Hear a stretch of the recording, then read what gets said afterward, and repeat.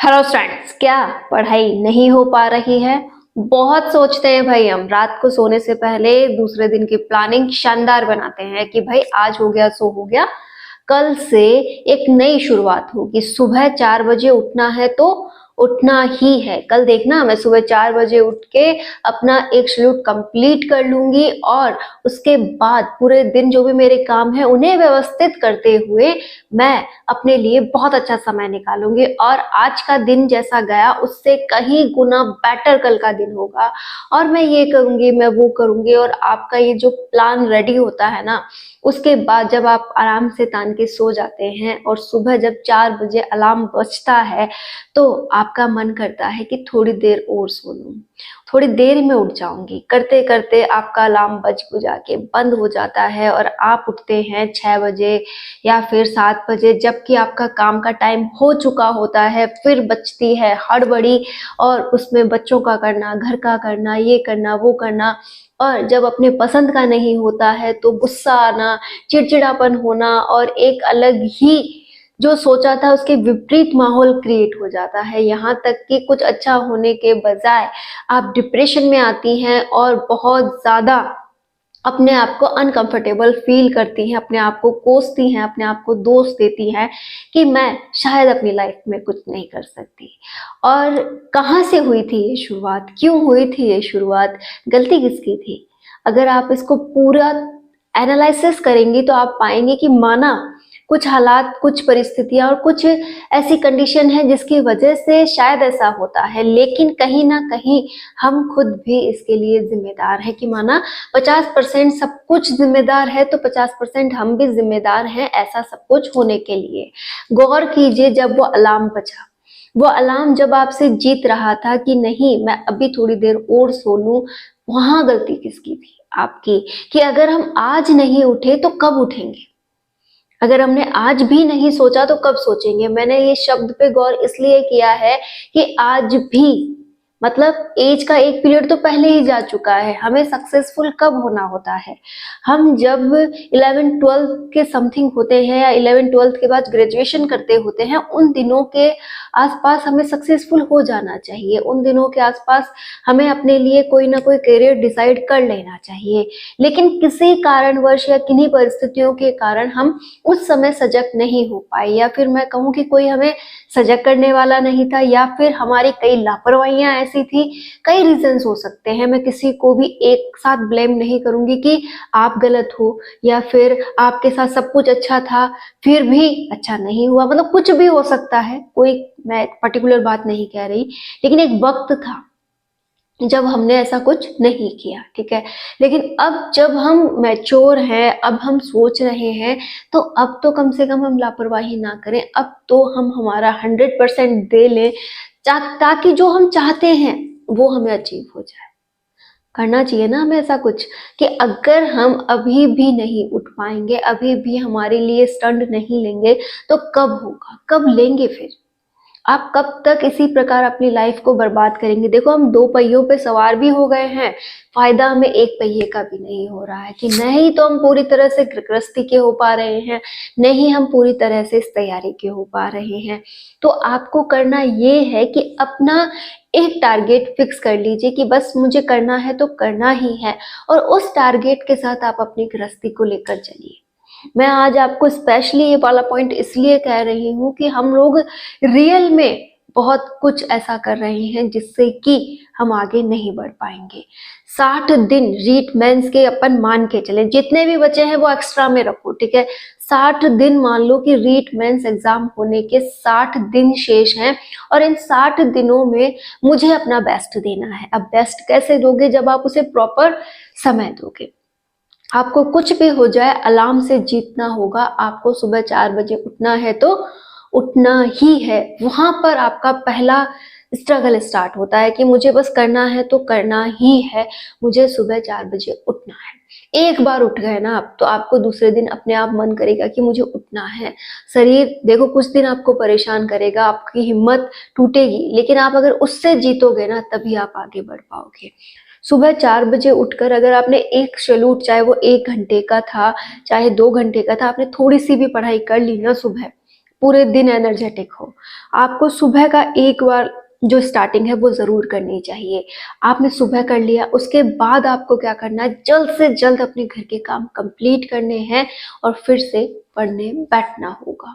और ये जब आप निश्चित कर लेती हैं कि बस मुझे पाना है तो पाना है, फिर आपको कोई भी देखो उस जगह से हिला नहीं सकता। लेकिन अगर आप ही अपने उस लक्ष्य पर टिकी नहीं है, आप ही दिन में 10 तरीके के विचार लाती हैं, आपको मतलब नई नई बातें उसके प्रति सजग होती हैं कि नहीं ऐसा नहीं करना चाहिए, मेरा नहीं होगा, ये नहीं होगा, मैं नहीं कर सकती, मेरे ढेरों काम हैं, ये हैं वो हैं। तो देखिए ये हर एक हाउसवाइफ की कहानी है, जो भी ससुराल में रहकर तैयारी कर रही हैं, जो भी ये सोचती हैं कि हाँ बस मैं ही हूँ जिसके पास समय नहीं है, बाकी सबके पास समय है, तो आप गलत हैं। समय किसी भी हाउसवाइफ के पास नहीं है।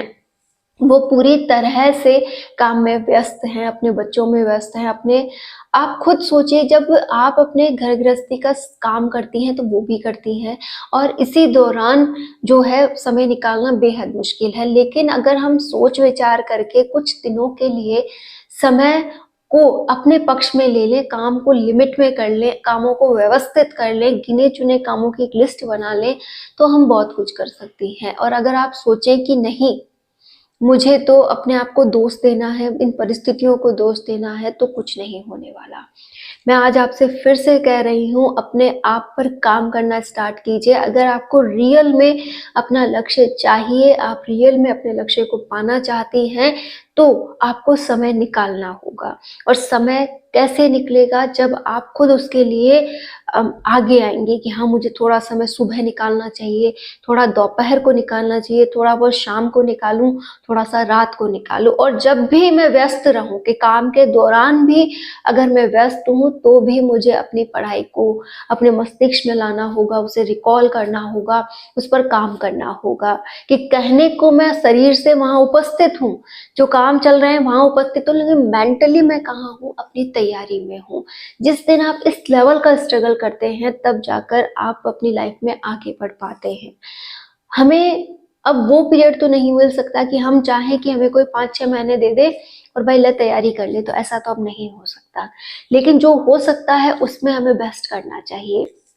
यकीन मानिए, शिद्दत से तैयारी करने वाले, मतलब एक पूरे समर्पण के साथ तैयारी करने वालों की बहुत कमी है। कि अगर हम देखें तो बच्चों के पास समय है, तैयारी करने वालों के पास समय है, लेकिन वो कर क्या रहे हैं, एक क्लास ले ली, उसके बाद उसके नोट्स बना लिए, उसके बाद उसका रिवीजन थोड़ा बहुत किया तो ठीक है, नहीं तो दूसरी क्लास ले ली। मतलब जिसका कोई सेंस नहीं है, ये वो काम कर रहे हैं। मतलब उनके पास अगर 10 घंटे हैं तो वो मात्र 4 घंटे का ही सही से उपयोग कर रहे हैं, वो 6 घंटे खराब करते हैं। तो इसका फायदा किसको मिल सकता है, हमें मिल सकता है। कैसे, कि माना हमारे पास 4 घंटे हैं, लेकिन अगर हम उन 4 घंटों का प्रॉपर यूज कर ले तो हम उनसे आगे आ सकते हैं। क्योंकि वो उस चीज का महत्व नहीं समझ रहे हैं, तो हमें वो महत्व समझ में आ चुका है। और अगर हम उसे अप्लाई कर लेते हैं तो हमें रोकने वाला कौन है। अभी आरपीएससी फर्स्ट ग्रेड का पेपर हुआ, सेकंड ग्रेड का पेपर हुआ, उसने हमें क्या सिखाया कि अगर आप प्रॉपर वे में सब कुछ समझते हुए अच्छी तैयारी कर रहे हो तो आपका सिलेक्शन निश्चित है। और अगर आप इस भीड़ भड़ाके में और एक भेड़ चाल के साथ चल रहे हो तो आपका कुछ नहीं हो सकता। आप उसकी क्लासेस ले ली, उसकी क्लासेस ले ली, ये वाला कर लिया, वो वाला कर लिया, ऐसा मत करो। प्रॉपरली जो सिलेबस दिया गया है, अगर हम उसे पॉइंट टू पॉइंट भी तैयार करते हैं, अच्छा तैयार करते हैं, उसे बार बार रिवाइज करते हैं, तो हमारा सिलेक्शन होगा। अब रीट मेंस का क्या इतने दिनों में सिलेक्शन लिया जा सकता है? हाँ, वो बच्चे यहाँ सिलेक्शन ले सकते हैं जो काफी समय से तैयारी कर रहे हैं, जिन्होंने किसी अदर पेपर की तैयारी की है जिसमें राजस्थान जीके आता है, जिनकी अपने सब्जेक्ट पर पकड़ है और साइकोलॉजी वगैरह पर पकड़ रखते हैं, वो इसकी तैयारी अभी इन 2 महीनों में कर सकते हैं। अब आप में से बहुत से स्टूडेंट कहेंगे कि मैम हमारी तैयारी बहुत अच्छी नहीं है, हम बहुत अच्छा नहीं पढ़ पाए, लेकिन अब पढ़ना चाहते हैं, अब रियल में तैयारी करके इस एग्जाम को निकालना चाहते हैं, तो हमें क्या करना चाहिए? मैं आपको केवल ये बात बताना चाहती हूँ कि अगर आप PYQs देखें, अब आप कहेंगे कि रीट मेंस हुआ ही कितनी बार है तो हम उसके PYQs देखेंगे। आपको PYQs देखने हैं सेकंड ग्रेड के, रीट मेंस के, रीट के, रीट आरटेट के, मतलब जो भी मार्केट में अवेलेबल हैं इस लेवल के फर्स्ट ग्रेड के भी आपको देखने चाहिए। पीवाईक्यूज कैसे, जिसमें राजस्थान का जीके आता है, जैसे दिशा जैसी बुक्स है सबका एक साथ निकालती है कि भाई हाँ इतने सारे क्वेश्चंस इन एग्जाम्स में हो चुके हैं, आप इन्हें एक बार पढ़ लो, आप वो पढ़ के देखिए। साथ ही साथ जो भी इम्पोर्टेंट टॉपिक्स आपको रीट मेंस के एग्जाम में लगे, सेकंड ग्रेड का मैं इसलिए बोल रही हूँ क्योंकि वहां पर आपका सब्जेक्ट भी मिलता है, आपको शिक्षण विधियां भी मिलती हैं, साथ ही साथ आपको वहां पर साइकोलॉजी मिलता है और राजस्थान जीके भी वहां पर बहुत अच्छा मिल जाता है। तो अगर आप वहां के पीवाईक्यूज भी अगर यहाँ लेकर चलते हैं तो भी आपकी मदद होगी। और एक बात और ध्यान रखिएगा कि कुछ गिने चुने टीचर्स भी ऐसे होते हैं जो कि बहुत अच्छा यहाँ पर नॉलेज हमें देते हैं। मैं स्पेशली नाम तो नहीं लूंगी, लेकिन एक सर का नाम मैं जरूर आपको यहाँ पे सजेस्ट करूंगी कि धीर सिंह धवाई सर के जो वीडियोज आते हैं आप उन पे एक बार ध्यान दीजिएगा। सर कई बिंदु ऐसे बोलते हैं जो कि रियल में हमारे काम के हो सकते हैं। जैसे उन्होंने कोई टॉपिक सजेस्ट किया है या फिर उन्होंने कुछ इंपॉर्टेंट बिंदु बताए हैं, तो आप एक बार उन्हें अप्लाई करके देखिए, आपकी मदद जरूर होगी। मैंने कर रखा है, मेरी मदद हुई है। मैं किसी का यहाँ पर पर्सनली कोई ऐड नहीं कर रही हूँ, लेकिन हाँ मैं सर की इस बात से बहुत सहमत हूँ कि सर जो कई बिंदु ऐसे रखते हैं हमारे सामने कि उनसे क्वेश्चंस बनने की संभावना रहती है, और मुझे उनकी बात पे विश्वास भी है कि हाँ वो कह रहे हैं तो वो बात सही है। आप भी एक बार ट्राई करके देखिएगा, आपको वहाँ बहुत अच्छा मटेरियल प्रोवाइड हो सकता है। सर बहुत कम वीडियो बनाते हैं इन मामलों में, लेकिन जो भी बनाते हैं वो बेस्ट बनता है, इतना मुझे आज तक समझ बैठा है। मैंने बहुत सर का देखा है, फर्स्ट ग्रेड में भी देखती हूँ मैं, सेकंड ग्रेड के लिए भी कई बार मैंने देखा है। सेकंड ग्रेड का मैं वैसे देती नहीं हूँ, लेकिन मैं कई बार उनके सुनती हूँ, तो मुझे लगता है कि यहाँ बहुत अच्छा है। और फर्स्ट ग्रेड में तो मैंने उनका मतलब ट्राई कर रखा है कि हाँ कई बिंदु उन्होंने ऐसे बोले थे जिनसे रियल में मुझे प्रॉफिट हुआ था। तो आप भी एक बार उनसे ये वाला टॉपिक देखकर देखना कि रीट मेंस के लिए वो क्या बोल रहे हैं, आपको वहां से भी फायदा हो सकता है। साथ ही आप साइकोलॉजी को बहुत शानदार तैयार करें। इसके अलावा आपको यहाँ पर जो आपका शैक्षणिक परिदृश्य है वो वाला हिस्सा बहुत अच्छा करना है। और आपको लगता है कि मेरा सब्जेक्ट बहुत शानदार है, तो उस पर आपको केवल इतनी पकड़ बनानी है कि पीवाईक्यू सॉल्व करने लायक हो जाओ। देखो पीवाईक्यू सॉल्व करना इसलिए इम्पोर्टेंट है कि क्योंकि हमें आता तो बहुत कुछ है, लेकिन हम कई बार क्या करते हैं, उससे पकड़ ना होते हुए वो क्वेश्चन आते हुए भी गलत करते हैं। तो आप एक बार ये वाला पॉइंट जरूर सॉल्व करें कि ज्यादा से ज्यादा आप टेस्ट दें, पीवाईक्यूज अटेंड करें, और जो भी टेस्ट या जो भी पीवाईक्यूज आप सॉल्व कर रहे हैं उनसे रिलेटेड टॉपिक आप पढ़ते रहें, तो आपकी मदद ज्यादा होगी। हाउसवाइफ के लिए भी मैं यही कहूंगी कि आप पूरे सिलेबस के पीछे, अगर आपका हो गया है तो बहुत अच्छा, नहीं हुआ है तो पूरे सिलेबस के पीछे इन दिनों ना पड़े। आपको करना ये है कि जो भी इम्पोर्टेंट बिंदु हैं उन पर काम करें, और इम्पोर्टेंट बिंदु किस प्रकार हमें मिलते हैं वो आप खुद पहचान जाएंगे जब आप पीवाईक्यूज की एनालिसिस करते हैं। पीवाईक्यूज एनालिसिस करना बेहद इम्पोर्टेंट होता है। आप मार्केट से भी पुराने पेपर्स ला सकते हैं, उनकी एनालिसिस कर सकते हैं और अपने लिए एक अच्छा मटेरियल तैयार कर सकते हैं। नोट्स बनाने बिल्कुल मत बैठना अभी, क्योंकि ये बहुत कम समय है। जिन्होंने पहले बनाए थे वो उनके काम के हो सकते हैं, लेकिन आप अभी नोट्स बनाने बिल्कुल ना बैठें। आपको करना ये है कि जितना समय मिले, मिलता ही इतना ही है हाउसवाइफ को, तो जितना भी समय मिले उस समय के दौरान आप क्या कर सकती हैं, आपके जितने भी टॉपिक्स हो गए हैं उन्हें बार बार रिवाइज करें, उन्हें समराइज करें। समराइज कैसे होगा, जितनी बार आप पढ़ेंगे आपको वो टॉपिक बहुत छोटा लगने लगेगा। जो भी इंपॉर्टेंट बिंदु आपको समझ बैठे अपनी राइटिंग में उन्हें लिख दो, मतलब आपको क्या समझ में आ रहा है वैसा ही उन्हें लिख दो, रफली लिख दो। जरूरी नहीं है कि आप उसे सजाएं, इस तरीके से लाइनें खींचे, ऐसे लिखें, ऐसा नहीं। आपको रफ कॉपी में उसे लिख करके देखना है कि आप उसके बारे में समझ क्या रहे हैं, इससे भी आपको बहुत अच्छा समझ में आता है। कहने का कुल मिला के अर्थ मेरा ये है कि जो भी हाउसवाइफ अपने ससुराल से तैयारी कर रही है, जिनके पास समय की कमी है, वो ये ना सोचे कि उनका नहीं हो सकता, उनका हो सकता है। बस उन्हें स्मार्टनेस के साथ यहाँ तैयारी करनी है। उन्हें उन बिंदुओं पर ज्यादा गौर करना है जहां से रियल में क्वेश्चन बनते हैं, और क्वेश्चन बनने का जो भी तरीका है वो पीवाईक्यूज की एनालिसिस से आपको समझ में आ जाएगा। अगर आपने पहले तैयारी की है तो आप अब शॉर्ट टॉपिक समझ गई होंगी कि इन इन टॉपिक्स पर मुझे काम करना है। और अगर नहीं की है तो केवल आप पीवाईक्यूज अटेंड कीजिए, उनके जो टॉपिक्स हैं उन्हें तैयार कीजिए, इससे भी आपको बहुत अच्छा यहाँ मिल सकता है। साइकोलॉजी के आप रीडिंग्स लगाना स्टार्ट कर दीजिए, शैक्षणिक विधियों की जो भी बुक आपके पास है उनकी रीडिंग स्टार्ट कर दीजिए। आपके जो सिलेबस के बिंदु हैं, जो आपको लगा कि हाँ ये वाले क्वेश्चन बना रहे हैं, उनको बार बार रिवाइज कीजिए। इससे बेटर कोई ऑप्शन आपके लिए नहीं हो सकता, क्योंकि जितना ज्यादा हम मस्तिष्क में इसको डालेंगे, नॉलेज हमारे पास रहेगा, उतना ही तो ज्यादा पेपर में वो आपके लिए उपयोगी होगा।